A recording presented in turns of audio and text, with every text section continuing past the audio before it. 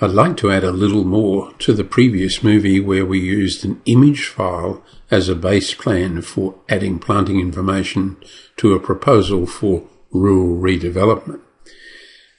So I've developed the planting plan just a little bit more by adding more species to the sample. So if we look at the bottom of the screen here, and I'm in layout, we've got quite a number of extra species. So although the major planting for the trees in the middle zone of this sample or typical planting area is the Alocasuarina lehmannii, I've added just some extra ones. There's ACPE, which translates to Acacia pendula, the weeping mile, and I've done the same thing for the other planting zones.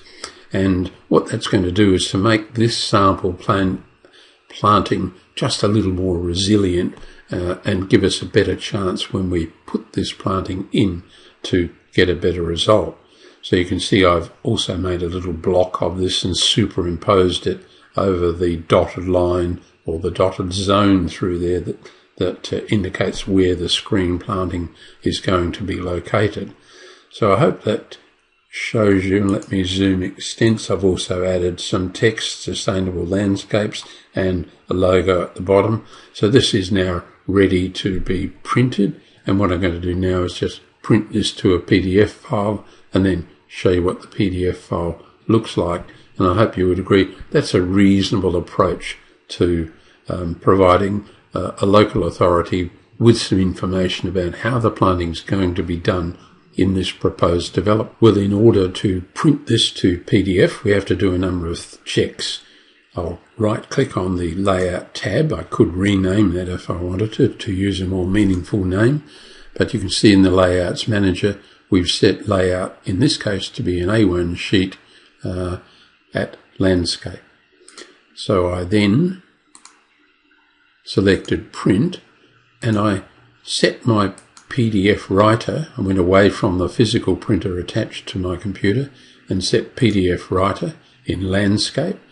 I picked the paper size at ISO A1, and now I'm ready to print. So I can print, fit to paper, and simply go OK, and that will enable gCADPlus to print this page to a PDF form using Qt PDF Writer. So let's do it.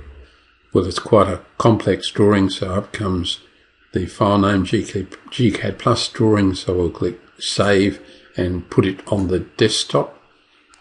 Now when we go to the desktop and open it using PDF Acrobat Reader, there's our design printed nicely on an A1 sheet. And if we zoom in and pan up and pan down, I hope you can see that we've got nice crisp resolution and the display works well enough for us.